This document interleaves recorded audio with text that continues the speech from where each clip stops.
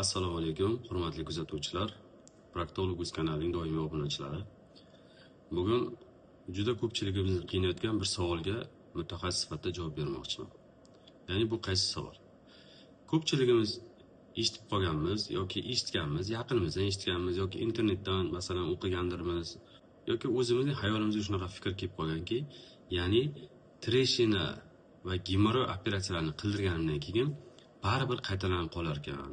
Undan ko'ra qildirmay yurganim yaxshi. Kasallikni operatsiya qildirgan nima foydasi bor deydigan insonlarda fikr paydo bo'lib qolgan. Sizda ham balki shu fikr paydo bo'lgandir. Ya'ni menda treshina bor, eshitdim, bu qaytalanar ekan, baribir qildirganim nima foydasi bor? Undan ko'ra shunaqa yurganim yaxshi-ku. Yoki gemoroy bor, gemoroyda erkakda bo'lar ekan, urg'ochisi bo'lar ekan, menda urg'ochisi bo'lsa, erta yana qaytalanib qoladi. Mana qo'shnim Anvar aka 10 yil oldin operatsiya qildiruvdi, yana qaytalanadi degan gaplarni ko'pchiligimiz eshitganmiz. Bu gaplar o'zi qanchalik haqiqatga to'g'ri keladi?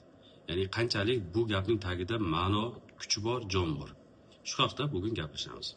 Biz proktologiyada kasalliklar juda ko'p. Endi masalan 20 dan ortiq kasallik bor. Buni hammasi haqida gapirib chiqishimizga vaqtimiz yetmaydi. Eng ko'p uchraydigan kasalliklardan biri o'sha analni treshina yoki analni yoriq va gemoroy, ya'ni bavosil kasalligi haqida gaplashamiz. Shu ikkita kasallikni misolda ko'rib chiqamiz. Kasallik operatsiya qilinishi kerakmi? Agar operatsiya qilinsa bu kasallik qaytalanadimi rostdan ham? Qaytalansa nima qilish kerak? Shu savollarga bugun javob beramiz. Keling, birinchi anal treshina haqida gaplashamiz. Anal treshina bu bilamiz orqadagi anal kanaldagi defekt, yoriq paydo bo'lish. Oddiy tilda aytganda yirtilish. Bemorda anal treshina ikki xil usulda ketadi. Ya'ni bemorda bu o'tkir davrda kechadi treshina, ostri davrida, yoki ikkinchisi bu xronический, ya'ni surunkali formaga o'tgan treshina bo'ladi. Biz odatda, masalan, men odatda bemorda agar anal treshina o'tkir davrda bo'lsa, kasallikka imkon qadar konservativ lecheniya berishga harakat qilaman. Ya'ni dori bilan, maz bilan, svicha bilan, maxsus malhamlar bilan yarani bitkazishga harakat qilaman. Bemorga shuni tavsiya beraman, shu dorilarni yozib beraman, foydalanib ko'ring deb tavsiya beraman. Agar anal treshina surunkali formaga o'tib ketib qolgan bo'lsa, ya'ni xronический formaga o'tib ketib qolgan bo'lsa va bu xronический formaning o'zgarishi belgilari bor. Bu belgilarga qarab aytamanki, sizda konservativ lecheniya qilish endi foyda yo'q. Bekorga umringizni, vaqtingizni, asabingizni sarflamang yoki pulingizni sarflamang, buni operatsiya qildirish kerak. Bemor so'raydi, "Xo'p, qanaqa operatsiya qildirsam bo'ladi?" Operatsiyani bizda ikki xil usulda qilinadi. Xohlang biz lazer yordamida analni yoriq destruksiyasini amalga oshirib beramiz. Lazer yordamida analni yoriqni bartaraf qilish yoki oddiy traditsion metod yordamida anal treshinani olib tashlaymiz deb taklif qilamiz. Shunda bemorda boyangi haqli savol paydo bo'ladi. Doktor, anal treshina operatsiya qildirsam kasallik qaytalanadimi? Ya'ni garantiya bera olasizmi operatsiyaga deb so'rashadi ko'pchilik. Biz shu o'rinda bir narsani aytib o'tmoqchimiz. O'rtoqlar, bu xirurgiya, bu jarrohlik. Bu na bir temir, na mashina, bu qanaqadir bir ishlab chiqarilgan nimadir mahsulot emas. Bunga garantiya berib sertifikat urib yetsa ustiga. Bu inson organizmi hammada individualniy, hamma har xil. Organizm bir xil emas hech qachon. Bir xil operatsiyani 10 ta odamga qilasiz, lekin 10 xil natija olasiz. Kimdir sekin tuzaladi, kimdir tez tuzaladi, kimdirki jarohati bitishi osonroq, kimdir sekinroq, kimdir kasallikdan o'sha yaxshi bo'lib ketadi, kimdadir shu kasallik tuzalishi juda qiyin bo'lib ketadi. Ya'ni shuning uchun insonda garantiya degan so'z imini bo'lib ham xirurgiyada garantiya degan so'z berilmaydi. Biz harakat qilamiz. Biz sizdan ko'ra ko'proq harakat qilamizki, kasallikni qaytalanmasligi uchun. Biz sizdan ko'ra ko'proq harakat qilamizki, kasallik yaxshi bo'lib ketish uchun. Demak, boyangi savolga qaytaryapmiz, kasallik qaytalanadimi degan savol berib qolganda, endi bu narsani tushuntirishga harakat qilaman. Tasavvur qilishingiz uchun men sizga hozir bir sxematik rasm ko'rsataman. Bu orqa analni sohani sxematik rasmi. Mana bu yerda ko'rib turgan rasmingiz bu orqa analni sohaning sxematik rasmi. Mana orqa analni soha qanaqa? Dumaloq shaklda, to'g'rimi? Dumaloq shaklda. Bu holat bemorning Trendelenburg holatda yotishi deyiladi. Bemorning ginekologik krizlarda yotish holati. Mana bu ikkita oyog'i, mana soni, ikkita yagaditsa, bu yoqda demak polovoy organ va orqa analni soha. Orqa analni sohani tasavvur qilishingiz uchun soatga o'xshatamiz, chunki dumaloq shaklda. Soatda tepada necha raqam bo'ladi? 12. Yonda 3, 6, 9 raqamlari bor. To'g'rimi? Odatda bemorlarda anal treshina hosil bo'lishi mana soat 6 bo'yicha paydo bo'ladi yoki 12 bo'yicha paydo bo'ladi. Ba'zi bir hollarda soat 3, ya'ni bakovoy paydo bo'lib qolishi mumkin. Agar anal treshina mana shu ko'rsatgandek bitta chiziqsimon paydo bo'lsa, demak bu hali o'tkir davrda bo'ladi. Ba'zan anal treshina surunkali formaga o'tib ketib qolgan bo'lsa, endi bu yirtilish ellipsimon yirtilish deyiladi. Unaqa qilib defekt hosil qilib qoladi. Yoki mana tepada ko'rsatganimizda unaqa defekt, ya'ni o'yilib qolgan orqa tomonda bo'ladi.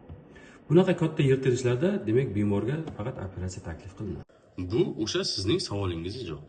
Ya'ni siz eshitib qolgan o'sha Anvar akada 6 oy oldin anal treshina qilingandi yoki 6 yil oldin anal treshina operatsiya bo'lgandi va eshitdingizki, u yana bor doktorga borsa anal treshina hosil bo'lib qolibdi deb eshitdingiz. Va bu yerda hozir tushuntirgandek, o'sha joyda o'zida anal treshina bitib ketdi, boshqa joydan hosil bo'lib qolgan bo'lishi mumkin. Qisqa olganda anal treshina operatsiyadan keyin odatda qaytalanmaydi. Bemor agar bee'tiborsiz bo'ladigan bo'lsa, boshqatdan kasallik hosil bo'lishi mumkin. Bu anal treshina haqida umumiy tushuncha edi. Endi gemor haqida gapiramiz. Gemoroyda ko'pchiligimiz eshitganimiz nima? Erkagi bor, urg'ochisi bor. Bu gap qayerdan chiqqan bilmayman. Bu gap tagida hech qanaqa asos topa olmaganman, shuncha kitob o'qib. Bu gapda umuman meditsinaga aloqasi yo'q. Ya'ni gemoroyda hech qanaqa erkak urg'ochisi degan narsa bo'lmaydi. Gemoroy bo'ladi ichki tashqi. Gemoroy bo'ladi darajasi bo'yicha 1-chi, 2-chi, 3-chi, 4-chi daraja. Bo'ldi, gemoroy boshqa turi yo'q. Buni ko'payadigan, qanaqadir boshqa formaga o'tib ketadigan turlari yo'q. Endi gemoroy operatsiyadan keyin bemor operatsiya qildirib, yana qaysidir yillar davomida kasallik qaytarilib qolishi mumkinmi? Ha, bu savol ham nisbiy savol. Bunga quyidagicha javob berish mumkin. Gemoroy kasalligi rivojlanishi bo'yicha boya aytdim, ichki va tashqi qismlarga bo'linadi. Mana bu yerda sxematik ravishda ko'rsatilgan. Demak, bu birinchi ko'rsatilgan rasmda gemoroyning tashqi formasi, mana narujniy gemoroy deb yozilgan. Mana bu esa gemoroyning ichki formasi, ya'ni внутренний gemoroy deyiladi. Bo'ldi, uni uchinchi formasi yo'q, ya'ni urg'ochi erkak degan formasi bo'lmaydi. Shu ikkita formasi o'tiladi. Mana bu внутренний gemoroy, bu darajasiga qarab eng formasi o'zgaradi. Bu yerdan mana sxematik rasmni ko'rsatish mumkin. Menda ilingan sxematik rasmda mana 1-daraja, 2-daraja, 3-chi va 4-daraja turlari bor. Endi gemoroy kasalligining qaytalanish yoki qaytalanmaslik nimaga bog'liq? Gemoroy kasalligining odatda gemoroy kasalligi operatsiyadan keyin qaytalanmaydi. Agar bitta holat bor, bitta holat. Gemoroy kasalligi, mana bu ichki gemoroy lazer yordamida destruksiya qilinsa, lazer yordamida vaporizatsiya qilinsa, kuydirilsa deylik va bemor yillar davomida ichib qotib, yana bemorni o'sha achchiq narsalar, gazli narsalar, spirtnilarni doimiy iste'mol qilish yoki doimiy o'tirib ishlash, doimiy ichining qotib kelishi, og'ir nagruzkada mehnat qilish hisobiga mana bu lazer yordamida kuydirilgan tugun qaytadan o'sishi mumkin. Bu urg'ochiligi bo'lganligi uchun emas, bu boyangi bemorda sanab o'tgan tavsiyalarga amal qilmaslik. Shuni hisobiga mana bu tugun yana o'sib chiqishi mumkin. Sababi lazerda bu tugun qirqib olinmaydi. Bu tugun kuydiriladi faqat. Agar bemor operatsiyani qildi, masalan, qirqib olish usulida, ya'ni tugunlarning qirqib olinishi, kesib olinish usulida operatsiya qilinsa va bu operatsiyadan keyin manzilga ishonchmay aytishim mumkinki, gemoroy kasalligi qaytalanmaydi. Ya'ni qirqib olib tashlangan narsa o'sib chiqmaydi. Xuddi tasavvur qilishingiz uchun kimnidir bitta qo'li yoki bitta barmog'i uzilib ketib qolgan bo'lsa, u yillar davomida qaytib o'sib chiqmagandek, gemoroy ham qirqib olingandan keyin qaytib o'sib chiqmaydi. Mana bu yerda yana sizga o'sha sxematik ravishda ko'rsatishga harakat qilaman. Gemoroy kasalligi asosiy rivojlanadigan 3 ta tochkasi bor. Soat 3 bo'yicha, mana 3, soat 11 bo'yicha va soat 7 bo'yicha gemoroy tugunlar rivojlanadi. Aynan mana shu joylarda gemoroy tashqi va ichki gemoroy tugunlar hosil qiladi. Soat 3, 7, 11 tugunlarda. Agar operatsiya vaqtida xirurg ko'rsaki 3 ta tugundan ham gemoroy kattalashgan. 3 ta ham, 7 ta ham, 11 dan. Va bu uchala tugunni ham olib tashladi, qirqib. Buni oldi, buni oldi, buni oldi. Va sizga aniq ishonchmay aytishim, sizda umringiz davomida qaytadan gemoroy o'sib chiqmaydi. Lekin shunaqa vaziyatlar bor. Masalan, bemor operatsiya qilgan vaqt vrach ko'rdiki, bemorda 3-chi va 7-chi tugunlar rivojlangan. Lekin 11-tugunda hali hech narsa yo'q. Kichkinagina tuguncha turibdi yoki tugun umuman rivojlanmagan deylik. Operatsiya qilgan xirurg nima qiladi? 7-tugun olib tashlaydi. 3-tugun olib tashlaydi va natijada bemorda mana bu joyda 11-tugunda hali hech narsa yo'q edi, lekin ildizi turibdi-da baribir uni. Bu yerda kichkinaga ildizi turibdi. Mana bu olib tashlangan 7 va 3-tugunlar hech qachon qaytib o'sib chiqmaydi, lekin bemor tepada sanayotganda ichi qotib yursa, uzoq nagruzkada ishlasa, ko'p o'tirsa, endi borib mana bu 11-tugun, ya'ni teginilmagan tugundan sekinlik bilan nima bo'ladi? Gemoroy shakllanadi va katta gemoroy hosil bo'ladi. Shunda ana u Anvar aka o'ylaydiki, men operatsiya qildirdim qachondir, olib tashladi tugunlarni, lekin yana qayta o'sib chiqdi deb o'ylaydi. U bilmayaptiki unda qachondir 3 bilan 7 olingan faqat. 11 ga hech qachon teginilmagan. Aynan o'sha 11 dagi tugun kattalashgan. Shuni hisobiga bemor menda qaytalanib qoldi deb o'ylaydi. Yo'q, bu xato fikr. Sizga o'sha bir vaqtda yo'q tugunning o'rnida soat 11 dagi tugun yo'q edi, bu yillar davomida kattalashdi va natijada shu joydan hosil bo'ldi.